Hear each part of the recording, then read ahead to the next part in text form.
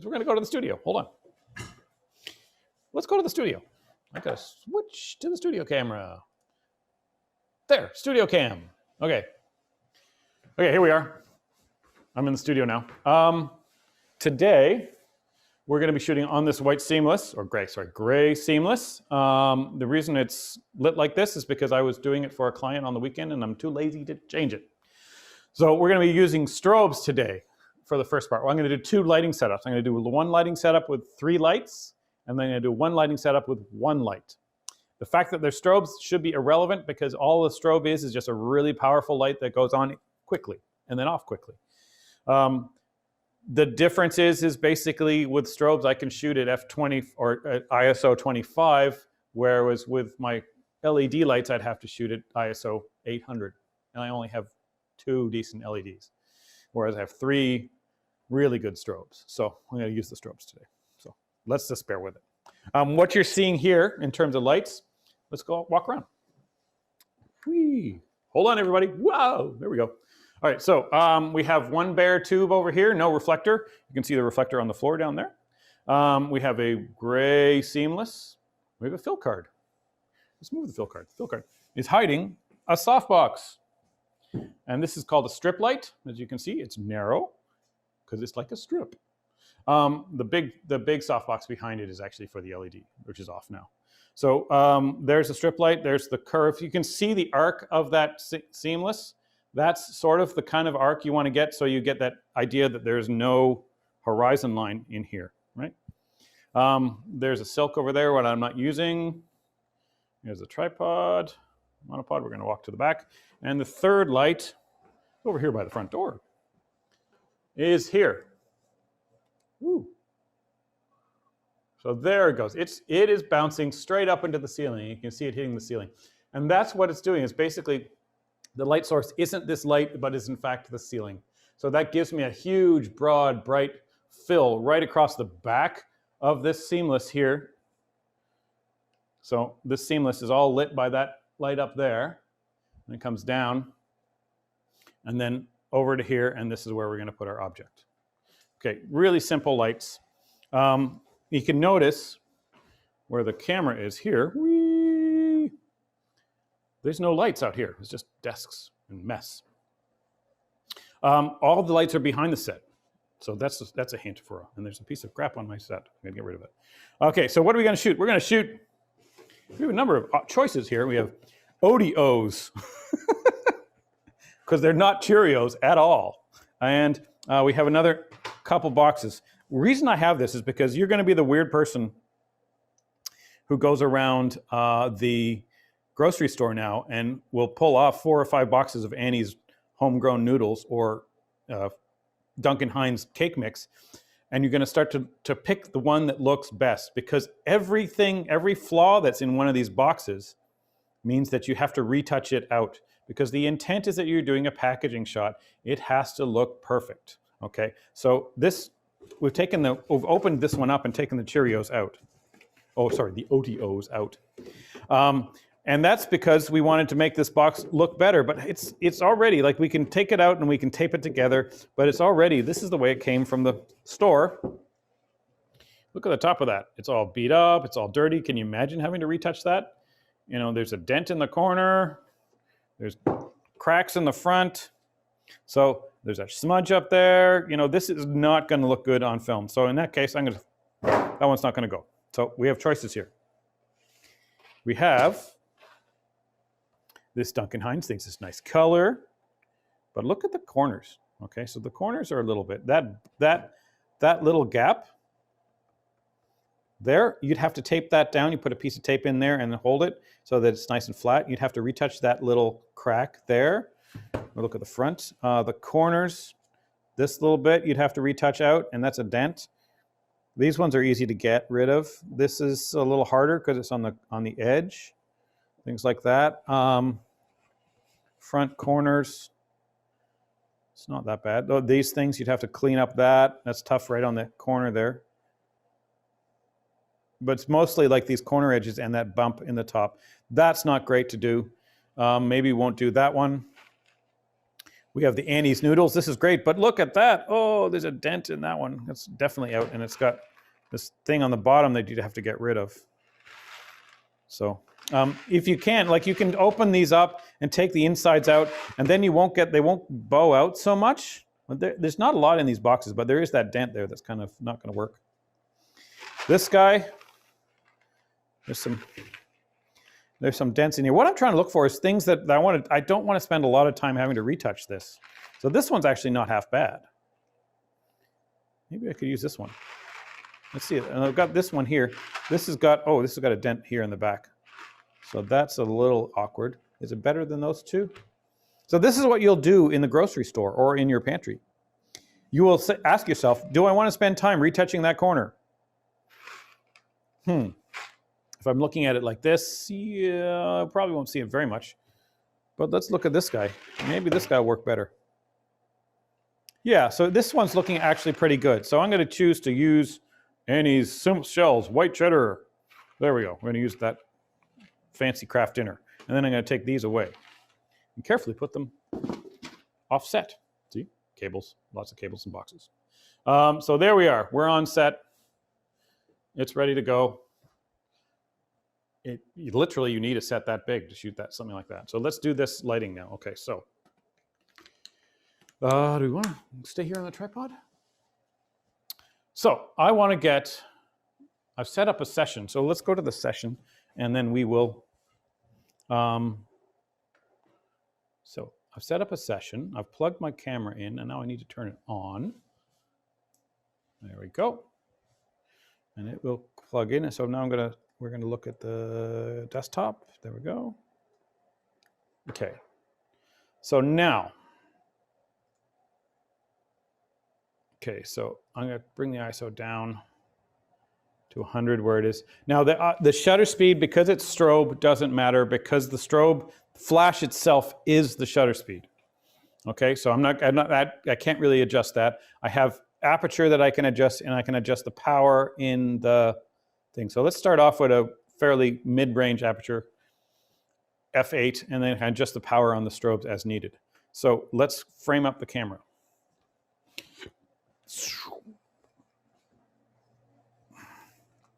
Okay. I'm going to go to live view so you can see. Okay, can you see through the camera now? You can see that live view window, hopefully. So now with this one, I want you guys to fill the frame on the camera as much as possible with this box, because the box is the hero, and I don't want to waste all those megapixels. So no being really far away from your object. Fill the frame with it. Okay, so there we go. So now what we see here is we see the side, the top, and the front. Okay, so there's your three sides. That's the angle you're going to do. Basically what? We're f8, 100th of a second, and 100 ISO. And now I'm going to lock the tripod there so it doesn't move.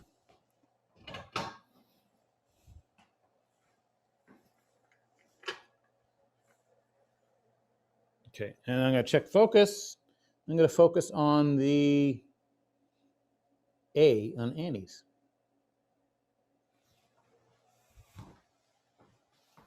Okay, close the live view.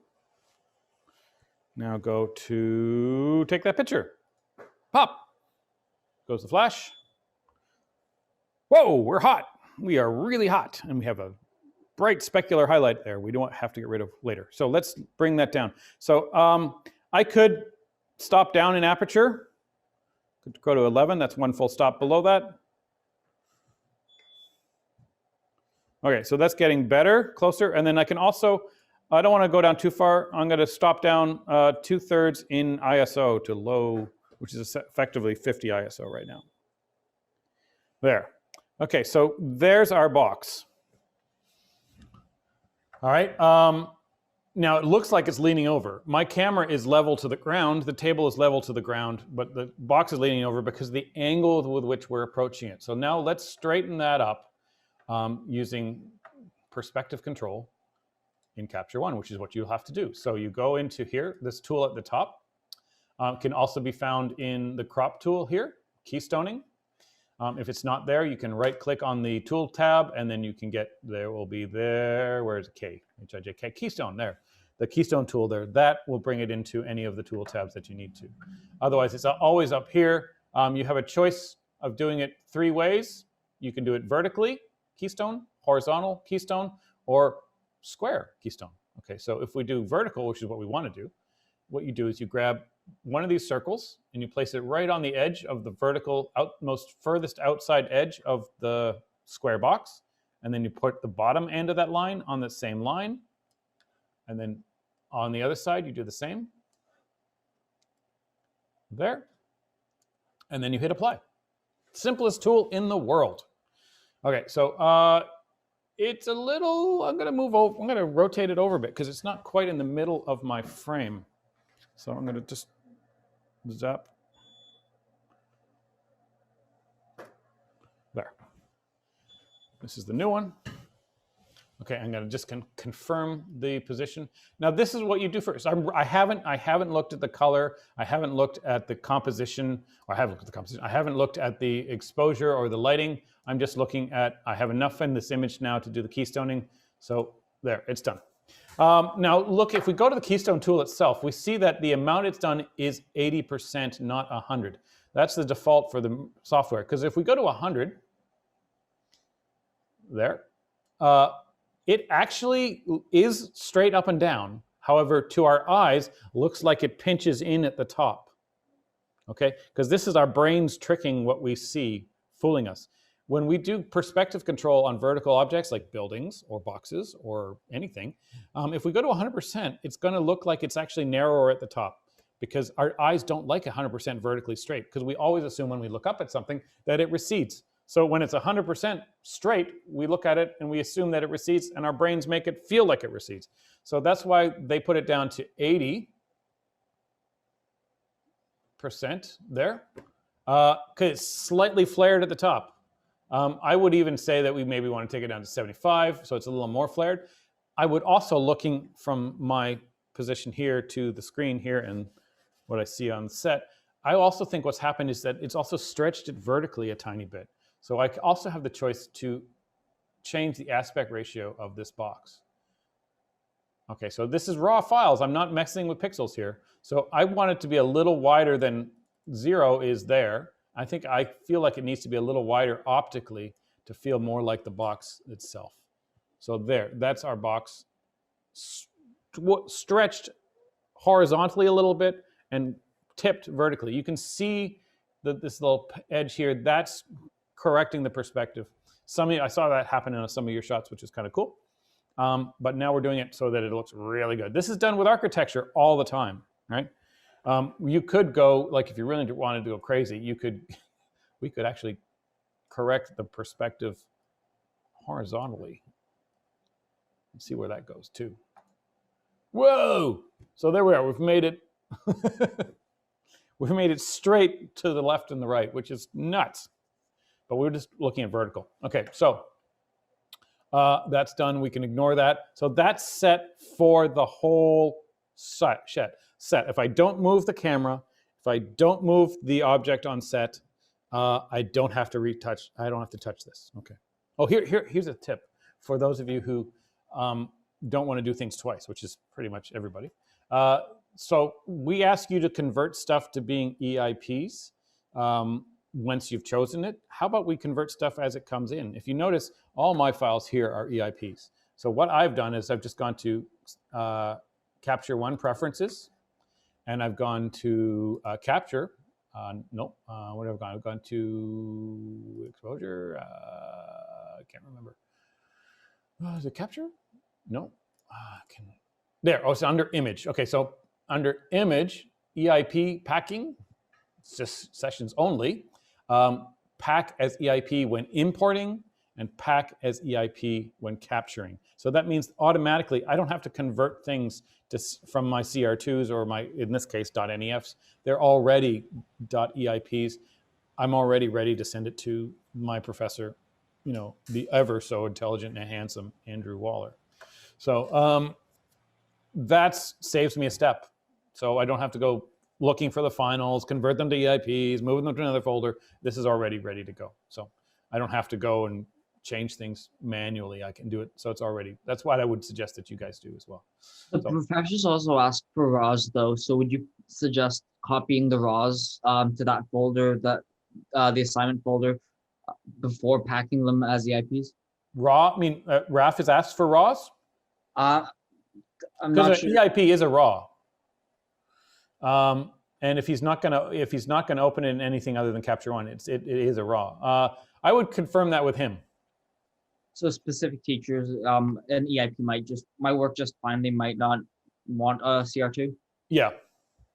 Yeah, some professors don't like EIPs because they don't know what they're doing. No, because that's them. What you can also do is, like, I can go and I can click on this and I right click it and I can unpack, or unpack EIP, and that will make it a raw, a CR2, so that for those people that don't know how to handle an EIP, this it turns it back into an NEF. The ridiculous thing about that is it doesn't get rid of, but it means that the attachments aren't going to come with it. So the reason I use EIPs is because I want to see your edits and your controls and everything that you do in Capture One without you having to give me the whole session. So it actually minimizes the amount of files that you need to give to me. So, but if you want to, like if you finally get your finals and you click them and you can unpack them or pack them and then back and forth, it doesn't matter as long as you're in Capture One. So, but anyway, so yeah, I would always have it do it by default. And then if anybody specifically asks for the .cr2s or .nefs or .rafs that you might have, you can convert them back if you need to. So for me, the EIP is the important file. And even in my professional world, I use EIPs because if I'm shooting at another studio, I convert everything to EIPs so that I can edit it at home as I need to and have all the settings that I've had in the studio and not have to worry about whether I have the session or not. So, and it pisses off the post-production people, and I love pissing off the post-production people. So anyway, so that's good. We've set the crop for this. This is ready to go. It's filling most of the scene of the field, which is great. We've already, at the lighting conditions that we already have a pretty consistent, now we can start to look at lighting. We already have a pretty consistent light on the background, except for the shadow, which is from that hard light. But let's get a color balance now for this shot. So I'm gonna take this guy, my color card over here, and then I open it up so that I have the color checkers, color swatch thing facing forward towards the camera in the lighting condition that it's supposed to be in. And then I take the picture.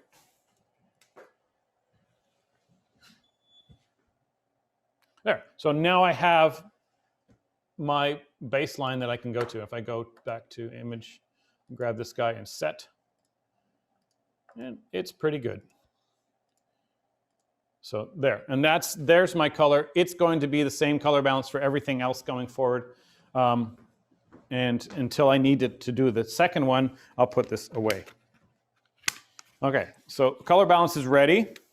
Take another picture, see what, now we're gonna start to look at lighting. Okay, so what bugs me here? Okay, so we're kind of hot on the side. We're kind of hot up here. Let's look at that histogram. So everything's inside the gamut and no real warnings except for that white, a little hot. But I don't want this shadow. I want a consistent color. Where this reflection has to go, we have to even out the light across here. We have to bring down the light on here, and maybe, the background's a good gray. We're even exposure from here, 222 in the front to 218 in the back, so it's pretty consistent. All of that is pretty much being done by that one light that's going into the ceiling, which is great. But let's get rid of that shadow. Okay, so come with me a moment. Okay, so back to the studio cam. Okay, so we look here from the camera. There it is, that shadow. So that shadow is coming from our hard light over there. So how do we get rid of hard light shadows? We make it soft. So how am I going to get rid of that? Now this light's doing a couple things. It's creating that hard light this way, right? But it's also lighting the ceiling, and it's lighting the walls. In a small studio like this, that's really important to remember. So what I'm going to do is I'm going to take that hard light here, and if you watch the shadow as I turn it, there, it's gone. What did I do? I just pointed it the other way. Okay, so I basically turned it from being, it was like this facing the set to facing away. And if I look at the light from the perspective of the box, see it? We're not seeing any of that hard tube anymore, or that bright light anymore. It's all bouncing off the wall. So it's become a soft light.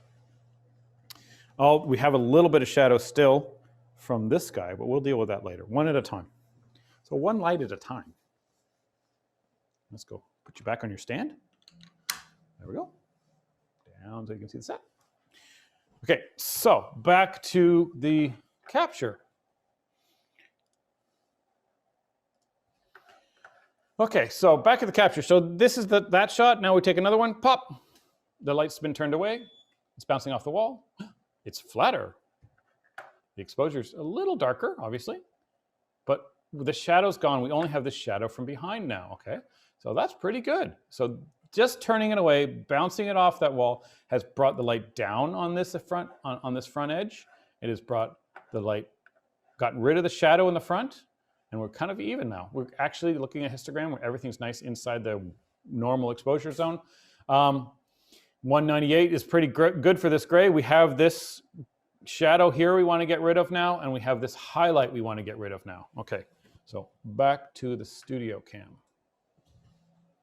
All right. Here, flying in. Okay, so remember I was talking to you many weeks ago about physics? So look at where that softbox is positioned, okay? Imagine a line coming out of that softbox that's a beam of light and hitting the side of that box and then coming straight into here. So if the line comes from the lens, hits that box and then goes straight to that softbox. That is what we see. That specular highlight is right there. You can't really see it because the camera's at a different angle. But this up here is created by that over there, okay? Because it's at that position. So if we change the angle of that softbox, we're going to change the reflection on the front of the box. So this highlight up here on the box is created by that softbox. So if we change the angle of that, so let's move that. Hold on. Hopefully I'm not making you guys. So we're going to change the angle of this around. We're going to move it forward. So now imagine a light coming from this softbox, boing, and it bounces off there. At the same angle, it bounces away. It misses the camera. So that highlight is now not going to be there, I hope. Hopefully I put it in the right spot. Let's see. Let's go look over it at the shot. So there, it's gone. Woohoo! So there, highlight gone. The reason it moved is because I touched that camera. And I don't want to touch the camera. As far one without touching the camera. Gone. Now, is it even across the frame? Yeah, it is actually pretty even. That's pretty good. However, we still have this shadow here, right? At the bottom. So if maybe in the top, oh look, I have to look at the top. The top's pretty good. There's just a reflection, so sort of a grayness in there because you know what? It's reflecting the gray. So we'll figure that out in a sec. So that's pretty good. If I moved the light the opposite way, I'd achieve the same effect, but have an uneven light across the box, okay? Which is not bad. So now the light is coming from here and hitting that and then bouncing over there. Weep. So let's do that with a wide angle so you can see there. No, that's 2.5. There we go. Okay, so the light's coming from here, boing, and it's going out there. If I rotate this, that's going to change this incident angle, and then it will bounce the light back into the camera up here. So the important thing is the relationship of the camera to this box and the light to this box, and then how those light beams bounce off that, right? So if let's, I'm going to fly around here. Whoa! Hold on, everybody. Okay, so here we are. Messy desk, man. I need to clean up. Coffee cups. So let's go into zoom in a bit. There we go. Okay, so there is, but look, it's uneven, so that it's bright on one side a little bit, and then it's hot up here. Okay, here on this one, everything's much more even between the two. This one's a little dimmer than this one, so I'm going to go with the first position from here, which is even, but we're getting that highlight up the top. We don't want that. Get rid of it. It's even. We try another angle. It's gone as well. We have a lot of contrast, but we have it bright on this side and sort of dim on this side, so it's inconsistent from left to right. So I'm going to go with the first position change over here, which is to put bing, bing, which is to take this softbox and move it forward here. And so it was a little bright compared to the side. So what I'm going to do, or is the side a little bright? Let's see. I can't remember. It's good to check. Oh, so the front's a little bright. So what I can do is I can't bring this down in power, but I'm going to bring it back a little bit. And then we can go over here.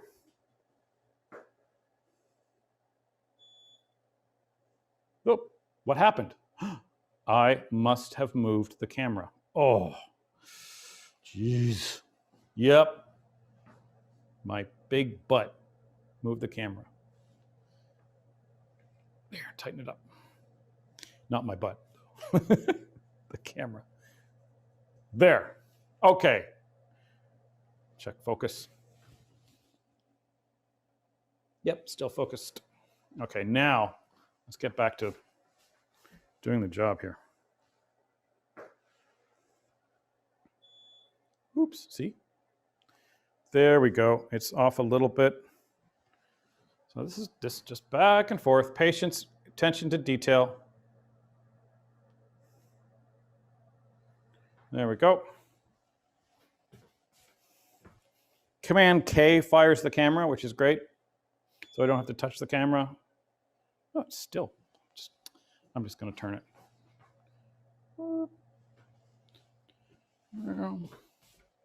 The truth is that tripod head I have is wobbly, so I don't like it. So there we go. There, now it's in the middle. Okay, so focus is good, place is good, the perspective's still good, because I just moved it. I just rotated it with my big butt. Well, now we're even from this side to the narrow side to the front side. We're even exposure, so the purple is roughly the same. We don't have a highlight much up at the top. We're pretty good. So what I'm going to do now is I want to get rid of this shadow here. Okay, that little edge of a shadow. Now this may require a little more than you guys have at home, but I have a diffuser here, what we've used before, on a stand with an arm. And what I'm going to do is I'm going to soften that light up even more so that it gets even more. I'm making it basically bigger and softer at the same time and keeping the same sort of brightness. Stands. Okay, that's good. And that, can I do that? I'll lower it a little bit. Hey, behave thyself. There we go. It's a lot of awkward moving of stuff. There we go.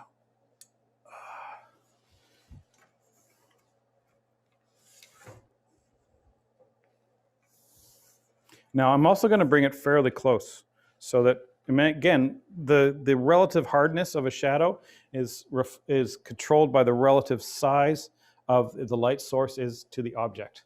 So by bringing this diffusion closer to the subject, our box, we are making the light effectively larger. So let's go to sharing the screen now.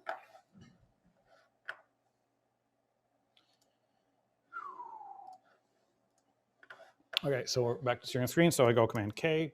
Wait, I have to go Command K, pop. There, no shadow, woo! So that shadow that was there is gone. So the shadow that I'm trying to get rid of, which is this line here, is gone. Wow, look at that. Perfect. Okay, so there's my lighting for everything. I have an even background, front to back. It's all the same.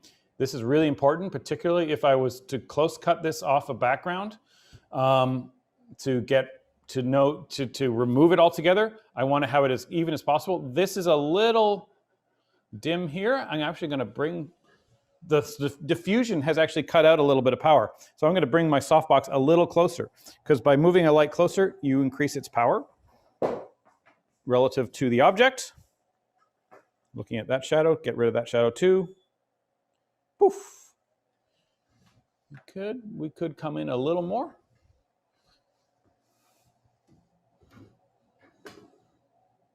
And down. There.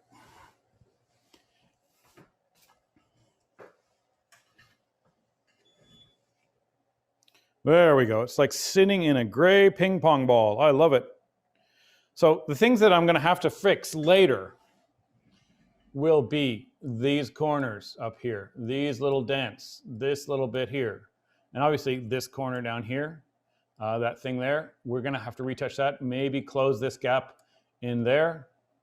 But otherwise, it's pretty good. I know it's a consistent color because I've done a color card. I could do another one now if I wanted to. But at this point, I want to do the first set. I'm ready. I've done my setup. I'm ready to go. I want to do my first set of exposures, or the first shot A. I'm ready to go for that. So what I can do now is I want to think about, okay, so I want to shoot at the maximum depth of field. I want to get it in focus. So we can clearly see the A is in focus, but the bottom right corner is out. The top right corner is out. Top right back corner is out. The front corner is sharp, but the bottom front edge is out of focus.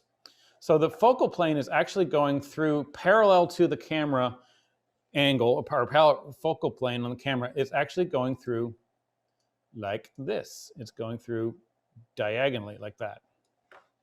Okay, so if I was drawing the focal plane, it would extend this way, and it would extend this way, and this way, and it would just be like that. If you could see that, think of that as a plane. Not. I can't draw with a mouse. Can you draw with a mouse? I can't. So it's running diagonally through the shot. So I will have to get this in focus. So let's try. I've roughly focused on 1/3 of the way into the shot, which is about where you want to go, thinking that depth of field goes 1/3 forwards and 2/3 backwards as you stop down in the lens. So I'm going to stop down. Let's go down to f16. So that's one full stop. So that means I could take the power up on the strobe pack, but I can't. I don't want to right now. I'm just going to use ISO to do this. If I was shooting with continuous tone light, I could increase or double my exposure time from 100th of a second to a 50th of a second. But I'm going to actually just mess this around with ISO. So that's basically it's 50 ISO. So let's go to, or 75 ISO. Let's try it 125. See if we get the same exposure. Pretty close. So I'm going to do is I'm going to make this the compare variant, set as compare. So the one on the right is the shot that we've decided is the perfect exposure. The one on the left is the new one coming in. So that's f16. They're pretty close. We're still not in focus down the bottom. We're still not in focus on the back corners. So let's go f16. Let's go to f22. Another full stop. So 125 goes to 250, doubling the ISO again. Pop. There. Okay, so we're getting there. Let's zoom into 100%. Okay, so the back edge is still soft. Back corner is still soft. Bottom corner is still soft. Come on. Why are you doing this to me? And bottom corner on the front is still soft. So 22, we go to F32, another full stop. So 250 to 500 ISO. Note the exposure is consistent because I'm increasing the ISO in order to even it out. So there we go, we're at F32. We're almost at the bottom of this lens in terms of exposure. Let's go into 100%. Ooh, it's still soft in the back. It's sharper in the front. It's still just a little soft. I've got one more third of an aperture. You can see it 100%, all the stuff they have to retouch. Okay, I got one more third of an aperture that I can go down. So I can go F32. This lens goes to 36. Let's try it. Bump it 640. Barely. So the front is roughly in focus. Back, it's better. Yeah, just a little bit better. And front, better. Okay, so that's as far as we can go. And the exposure is the same.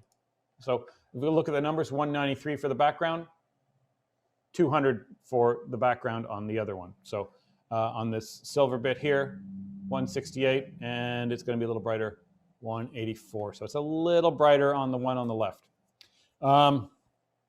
We could, if we wanted to, we could bump it. That's like a 1/10 of a stop.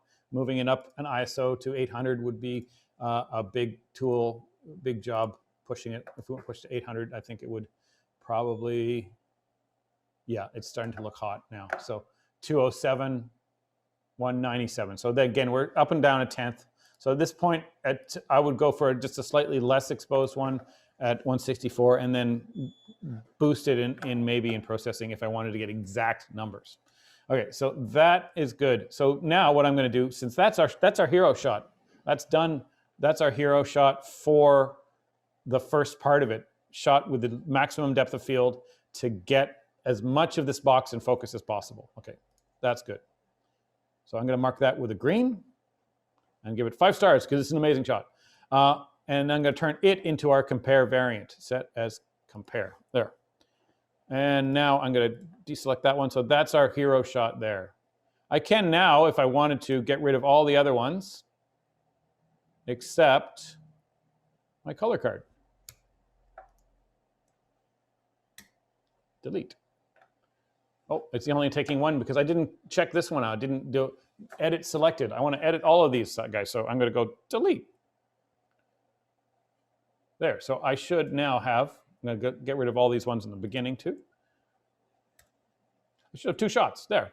So that's my set for the first assignment, first part of this assignment. So part A. So I have a color checker, and then I would then also, if I wanted to, I would call this one, I would go set,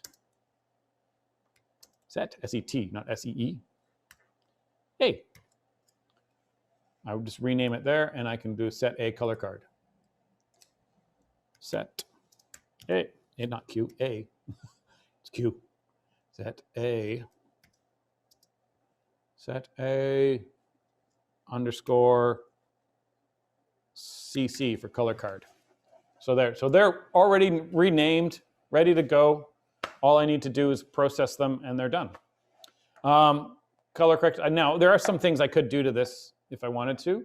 What time is it? 12:42. Okay, we're good. We're good until 2:30. Yes, 2:30. So I can go in here with my healing brush, and I can go and I can heal this scratch in the paper. Oh, and that dot, what's that dot? That dot is dust in the lens. But magic, look at that. Oh my God, there's a little bit of crap there. I could get kind of specific. Oh, these things here. So these little bits here, dot, dot. Now this happens when you go this far down on the lens. So all of your cameras, particularly this camera, which is a mirrorless camera, which tends to attract dust like crazy. All of your cameras have dust in them. And when you go down to the bottom of your lens, so f32, f22, you will actually start to not just get more depth of field on the shot, you get more depth of field on the sensor. So anything that's on the sensor now starts to become in focus. So this dot is not a dot on the background, it's a dot on the sensor. So you should go around and look for those things. I think like there's a dot that's on the sensor. They look like little black, so there's another one here. There's another one here. You won't see those spots. If we go to here, you won't see them on the ones that are out of focus, right? So this dot that's next to the bunny, you don't see because it's not in focus on the sensor, whereas it's in focus here at f32, right? So that's something you have to be aware of. As you go down in aperture, you're going to start to see, go back. You're going to start to see more issues with dust, and they will appear. They will be there. Okay, so going around, there's one there. You need to just retouch them out. So that's helpful. Cleans up your shot. There's another one. I have to check if I check if it's not dust on my monitor too, right? So one there, and there's one there. This can also get rid of blemishes on your background. Now, the background's still in focus all the way to the back there because of the way the focal plane works. The quality is okay, but let's shoot it. Let's now do the second set. I can also, if I wanted to be really organized, what I'm going to do is I'm going to create an album here, and I'm going to go set A, and then I'm going to move, take the two selected. I'm going to add the selected images to that after creation. So now I have my capture folder, which will have everything in it, and then I have this set A. Well, this is a virtual album. Okay, it's not an actual physical album or folder on my computer. It's a virtual album in Capture. So that now I know exactly what's here, ready to organize and ready to send to my client. I can just process these two. I'm going to create another one. Now I'm going to an album, and I'm going to call it Set B. Set B. Right. See, oh, I hate Capture when it does that. B. Okay. So now I have a set B ready to move, ready to have there when I'm ready to go. So let's do the next one. Okay. So that's our compare variant. That's good. What we want to do is we're going to go back to a wider aperture. So let's go back to say, all the way back up to say, let's go up to f8 because it's a nice even number. Makes my brain simple. Now, what would be the difference between f8 and f5.6? f8 is a slightly better aperture, a little more depth of field. I need to do less slices at f8 than I would at 5.6 because the idea with focus slices is that they have to overlap just a little bit. Otherwise, you'll get these gaps of out of focus area between the two focus slices. F8 will give me, on this lens, I know will give me about 2 centimeters of primary focus. So I'm going to leave it at f8. And if I don't change the ISO, I'm going to get a really bright shot, right? Yeah, it's excusable. It may be a little overexposed. Yeah, I could submit that. No. All right, so let's bring that ISO down. So let's go right down to where we had it before, low 7, which I think is effectively 75 ISO or 50. See, pop, still hot, still hot. Okay, go right over down to 25 ISO. Still hot compared to the other one. So what can I do? I can go down in aperture if I wanted to, or I'm going to go over here, and I'm going to turn the power down 1/3 on the strobe. That's because strobe can do that, which is great. And now I'm going to shoot another one. So there, it's even still a little bit hot there. I'm going to try going down another 1/3 and see where we go.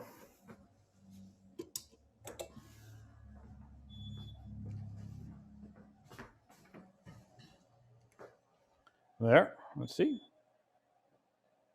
Just to confirm the exposure, because sometimes Speedotron doesn't always get the right exposure, right power settings. There, so there. I'm within tolerances here. Okay, so if you look at the numbers, it's still thinking. it's pretty good. Okay, so the numbers are telling me, it's thinking. It's roughly the same. So let's assume the numbers will come up when they want to. When they want to. Thank you. So that's not our start of our stack, but it is ready to go in terms of exposure. Now I'm going to switch the organizational here to not name but date, so that I know that the most recent shot will be at the bottom. Now, focus stack. I start with the area of this object that is closest to the camera, and then I move backwards. Okay, so I'm now going to go to the camera, and I'm going to focus on that point right at the top. I'm going to make that my primary point of focus. There.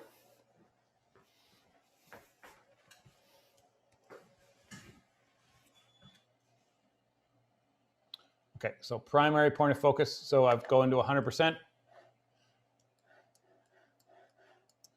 There we go. That's pretty sharp. Look at that piece of dust. That's pretty sharp. There's a tiny little piece of dust there too. So really, really, really, really sharp. So I can now say that this is going to be the start of my focus stack. So I'm going to mark this one with a red, so that I know that this is the first one here.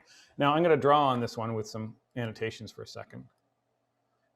So we're going to know the focus point's here. The critical sharp focus falls off about the N, and we know the focal plane sort of goes through it like this, right? And then it falls off about here. So it goes from here to here, okay? So what I want now is to move my critical sharp focus point to about here, to about the N on the annies, so that I know that it overlaps with my first focal plane. So that's what I'm going to do. I'm going to go back to the camera.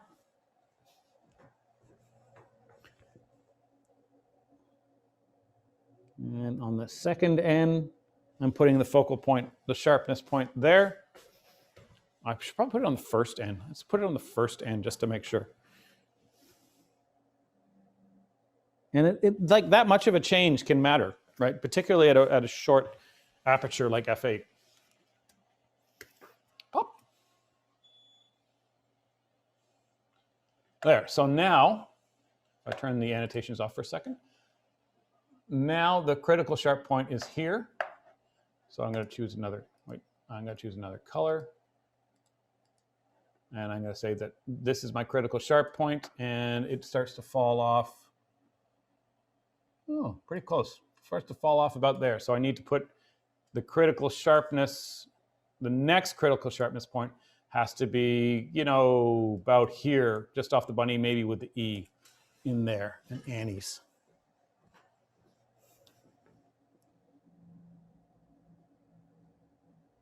Okay, so there, that's ready to go.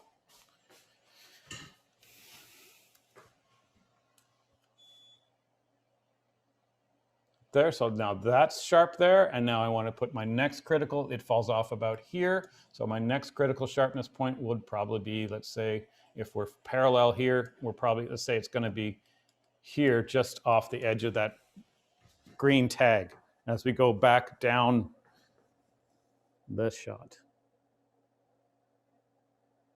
Okay, next. Now I don't have, I should have to have overlap.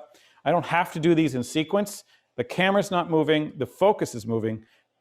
I just need to keep going at this, so then the next stop, so the critical focus is here and it falls off, and I want to do it just on the bottom of that cheese. I don't have to do them in sequence. I can do them out of order if I want to. If I feel I didn't get one, I can probably go back and redo it. The camera isn't moving, only the focus is. The lights aren't moving, only the focus is. The exposure is staying the same. And now I'm ready to go. Let's just get one more. Zoom in. Whoa, I'm pretty sharp down there. Wow. Okay, so let's look at, as we go back through the stack. So let's look at the front of this. So do we have a shot where we have the front in focus? So there, that's the front in focus. There, a little further up. So there, there, there, there. Okay, so it falls out. There is a little bit of a break in the focus point between this one and that one. That's excusable. I'm gonna say the software will figure it out. Then I go up to the top and see if we get everything in the top in focus. So let's go back to the front of the first one in our stack. So that one's in focus. That's good. Let's go to the back. It's got that next one. That back's in focus. That's good. So the other critical point is this back corner here. So let's first stack, no. Second shot, no. Third shot, getting there. Fourth shot, yep, we got it right there. And then fifth shot will start to fall out a little bit there. So I've got this in 5 shots roughly. And then I know when it starts because I have that red tag. Where is it? Where is it? Where is it? I went right past it. There it is. Okay, so that's the start of our tag, our stack rather. So, and now I'm going to take off the annotations. Now, the interesting thing about annotations is so that like these are notes I can have on for my retoucher. So if I wanted to say, let my retoucher know the things that need to be fixed. Okay, I can go into, I can mark it up with, say, a red line, and I can just circle the things that need to be done. And let them know everywhere where I see something that needs to be fixed. And so this I can now apply to every single shot by going into capture. I don't have annotations out, but if I right click it, I go to add tool, I go to annotations, there it is. And now that's there. I can now apply, if I select all these shots, I can then apply a locally adjustment there. I apply them all. So now they all have that annotation on them so that I know the retoucher's gonna get the idea that these things need to be fixed. This comes out when you process it on your process recipe. You have a question of adjustments in metadata. You can have it export as the annotations at the same time. And what that does is when it's creating a TIFF or a PSD file, it creates it as a separate layer. So it's not part of the image, it's not welded together, it's a layer inside Photoshop. So the retoucher can turn that on and off as they need to, which is great, really helpful. And you can also, you could draw fun things on here, which I normally do just to make the retoucher smile. Because I don't always want to be mean to them. Ta-da! That's my happy guy. So he's a happy guy. So that I usually hide one of those in there for the retoucher. So that's my focus stack. So then I can take this set, and if I go over to the browser, beep, I can just take it over to set B and put it into set B. So I have my focus stack ready to go here, all 5 of them, and then I have my my first shot ready to go, my depth of field shot. I want to select all of these guys now so I can see them all together. Relatively easy. I'm going to turn the annotations off. There we go. So that's not distracting. I can right-click this stack over here, and I can go change color tag to red, and it'll change them all at once, which is nice. So now even in the capture folder where they still are, there they are, sorted by color tag. Those are the ones that I want, right? I need to do a color card, right? So let's do a color card of this quickly. So same thing. Same color card, bang, same position. Pop. So there it is at the bottom. And I can now drag this one over to set B as well. And there it is inside set B there. And I'm going to give it a color tag red, just so that that's all sorted out. So there, that's my second set of EIPs ready to go. So what I'm going to do is unselect the color card, and now I have these 5 shots. I'm going to right-click the stack or in the browser, and then I'm going to edit with. I could bring it into Photoshop. I could bring it into Helicon. I'm going to bring it into Helicon Focus, and you'll see that. So the basic information, it's going to be 16-bit TIFF, adjustments, respect crop, yes. No output sharpening, leave it as that. Metadata, I don't want the annotations, that's all fine. And it's going to Helicon focus. I don't need to keep the process variants because well, actually, no, I don't, because for this one, all I want is that final TIFF. So export. And you'll also see now that I haven't paid for my license. It ran out like last week. So I have to rebuy Helicon focus. However, I use it a lot, so it's well worth it. I don't use it a lot. I use it a fair bit. It's a helpful thing, and it's kind of cool to have. And the Helicon is way faster than Photoshop. So write some fast, eh? Okay, there it goes. And then it opens up. Yeah, I know, whatever. So this is the final, this is the stack of 5 here. I'm going to choose method B because, well, let's choose method B. Why not? I hit render. I'll leave all the settings standard, and then it starts to do its thinking. And there you can see on the right the slices that go through there. And then this is the resulting image. There. The moire pattern that you see will go away. It's just a matter of the rendering on this computer to the original. So there, we are really ridiculously sharp. Okay, so there's one thing that's interesting about this. So we're ridiculously sharp where things were in focus, okay? Really simple, easy to deal with. But look at the quality on the background, okay? So the background's kind of nice and soft because we only really focused, we had a short depth of field, we only really focused on the box. The background is actually softer than it would be if we shot it for the one on f32, which is interesting. So the background has a better quality, it's cleaner. I probably should have retouched the dust out of those 4 images before I went to do this one too. So, but there's our stack. There's one interesting thing that maybe hasn't been shown to you about Helicon. You can actually retouch in Helicon. So if there is a point where there is a gap between shots or the software doesn't get it right, you can go into the retouching mode here. And if I just go show depth map, the one on the right, or sorry, left is the depth map of what's in focus. You can actually, by going up and down the stack here on the right, you can choose what photograph you're going to clone into this one. So you can see that there's a circle there.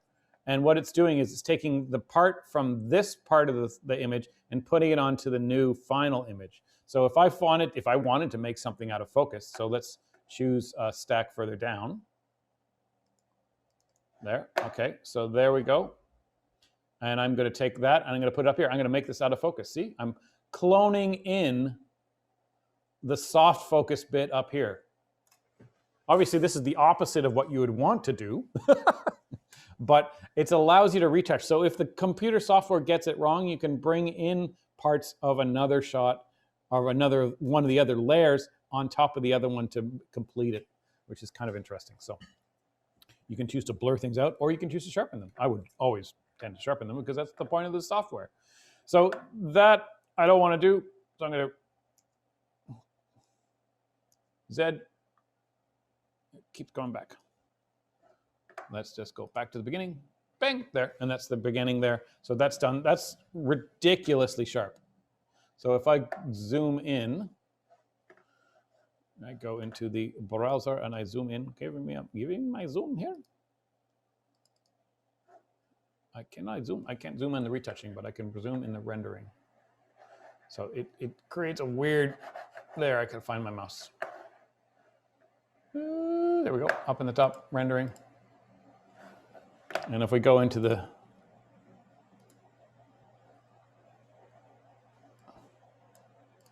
my computer's freaking out. So you can see how sharp it is. It's really, really sharp. We're seeing the actual ink dot on the page, on the actual box. Okay, so that's good. And that is it, essentially. So I'm going to quit Helicon because I don't want to save this. If I'd saved it, it would have saved it back into the capture session. Because I think of it, let's see if it does that. Saving, and I'm going to save, and I think it saves it. Yeah, it goes back into the capture session. That's there. So, and that goes in there, and it's going to save it with a watermark because I haven't paid for it. It just literally it expired this week. So now I can quit this guy. And where's our stack? It'll be in, there it is. So it saves with a watermark. But I'm going to pay for it and get rid of that. So there is our ridiculously sharp focus. So let's look at it as compared to, set as compare variant, and compared to our, well, we have to bring it into the main capture folder, I believe. Yes, we do. So I'm going to just bring it in set A, set B. And if I hold down the Option key, which is interesting, so if I clear the compare variant, if I hold down the Option key and drag, it's not going to move it. It's going to just double it. So now I have it here and in the other one as well. So I wanted to bring it into set A so I could compare it with the two finals. And then let's look at 100% on both of them. 200, I want to do 100. Deep, deep.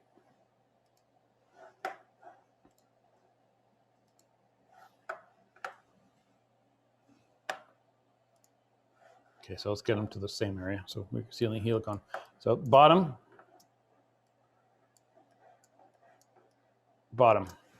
Okay, so you can clearly see, I think this one is actually smaller than the original because it's a preview.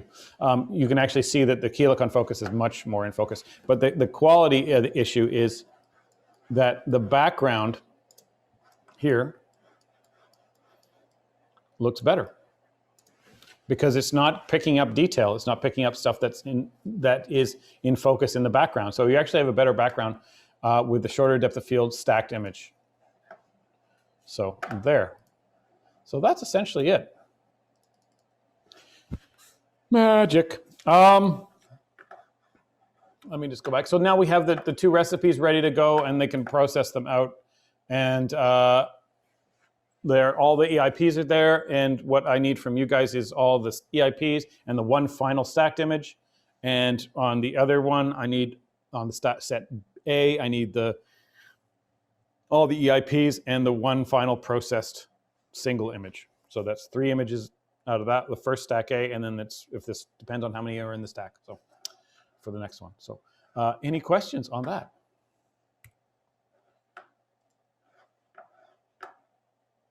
Recording there. Okay, so I'm going to record this again. So one light. How do we do one light? Let's go to the studio cam. We're on the studio cam.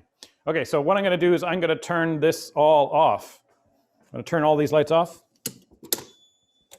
And I'm going to go down to just this one hard light that's here.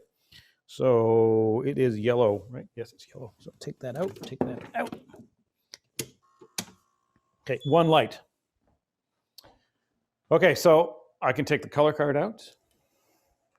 I have this one light. Now the secret to this is to keep the lights as big and as broad and as soft as possible. So if you have a window light, do this close to the window, and you need to use that soften that window light so it's not direct. So use a bed sheet or if you have a 12 by 12 silk light, I do have one.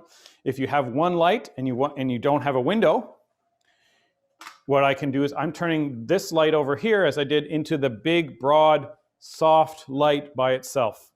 So by bouncing it off the wall. So let's go over here and look at it quickly.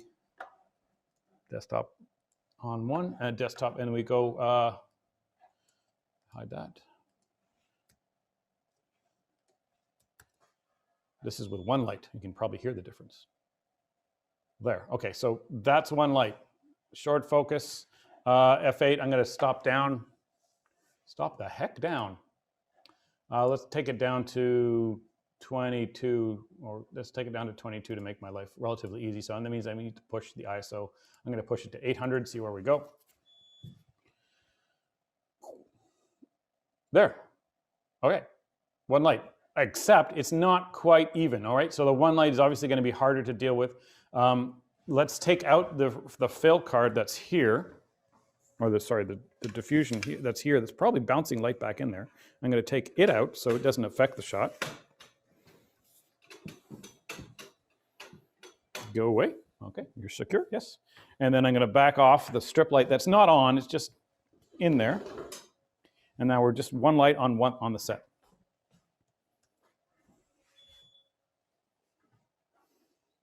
Okay, so much, much, much, much darker. Okay, so what we have here, we have a hard light, or sorry, a soft light, broad, big, soft light that's coming in from the left. Most of that light is hitting the back of the box, which is fine. Okay, so I don't care about the exposure, obviously, on the back of the box. I care about the exposure on the front and the side of the box, and on the top. So I could say that the exposure is a little hot on the front, on the side facing the camera. Okay, so I could stop this light down a tiny bit. So I'm going to go from 22. I'm going to go to 25, which is a third of a stop. F25. Just to bring it down a tiny bit. There. Okay, so now it's just, the reason I brought it down is because if you look here, the print, the type is a little gray, right? So it's a little hot. So I brought that down. That's fine. Now the exposure is pretty good. The light, because I'm in a room with a white ceiling and stuff, it's lighting the top of the box too, and it's lighting this background pretty good. There is a gradient clearly from the top to the bottom. However, it's even, and if I've got one light, I'll excuse you this. So how do I get that front lit if I only have one light? Well, let me show you. Let's go to the studio cam. All right, so I have a card. And my card, if I take, hold on everybody, we're gonna go for a flight. Whee! Okay, so if we look here, we can clearly see, like, there's our light bouncing off the wall, right?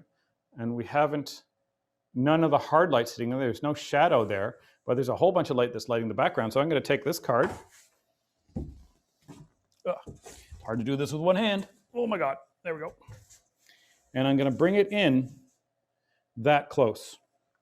And I'm just going to press the button. There might be movement because I'm moving the camera. But it's literally that close. So it's taking all the light that's up here in the walls and bouncing it down, hitting this card. You can see. I'm going to see if I can. I need like, anybody got an extra hand? So let's zoom in. Ooh. Okay, so no fill card. Why aren't you focusing on that? That's bizarre. Fill card. No fill card. Fill card. Okay, so that card in that close. Let's go see what it looks like. I'm going to share over here. Whee. Back up. Okay, so that's actually, let's go to sharing the screen because then you'll see better. There. Okay, so this is no fill card. This is fill card. No fill card. Fill card. Nope. It's like literally like turning the light on and off. And how bright I want that to be, well, it's pretty even. Is how close I want that card to be. You saw that card was literally 2 inches off there. It's literally just outside of frame. Okay, it needs to be that close in order to bounce that light back as quickly as possible. But you can see that that's it. That's one light. It's a little less contrasty than our light with 3 lights because you can see there's a lot of reflection up here and a lot of reflection down here. If I wanted to control the reflection on the top, I'm going to go back to the studio camera. I can do this with the same card. Now, if I put it on top like this, you think I'm holding off the light, but it's actually the thing, again, that angle of incidence thing. So the light comes from the lens, or off line from the lens, bounces off. The light from the top of that box is back here. So if I wanted to bring the light off the top of that box, I'd put a card back there, way back on the set, because the line goes from here, bounces off this, and then ends up back there, right? So the top of this box is actually reflecting that space back there on the set. Oh, so complicated. Once you've mastered physics, if you can shoot a rocket to the moon, you can take a photograph. It's that simple. So that's basically it. So that's with one light. It's actually, you saw how quickly that came together. So the secret is a broad light source. You can see over on the left there. You can see how it's bouncing off. It's not direct, so there's no shadows. How can you, even if you had a softbox, you'd still have a shadow because my strip light gave a shadow. Take it out of the softbox, bounce it off a really big wall, and then that light's so soft and broad that it's just going to wrap right around it. Then all you got to do is bounce that light in from the other side, fill it in with a card, and then you're done. It came together faster than doing with 3 lights. So, hey, you're done there. If you got to do 60 of these a day, which is probably pretty common, you do that light setup, bang, bang, bang, one light, you're just popping them off like crazy. Now, in terms of the real world, how this would work if you're shooting this stuff, you probably wouldn't go to the extent of using something like Helicon Focus because it is an extra additional production step that you don't really want to do. You don't want to spend the time doing because that costs money, right? So if you're doing 60 a day, yeah, you probably would just shoot with depth of field. And in fact, the one this shot at f/36 is absolutely perfectly fine. If you're never going to make it bigger than 4 inches high, and if you're never going to make it bigger than 10 inches high, it'll be perfectly fine and then focus. However, if you're getting paid $40,000 for the day to shoot one of these shots for the box, you're going to spend the time doing Helicon Focus. You're going to spend the time getting it really perfectly in sharp and focus.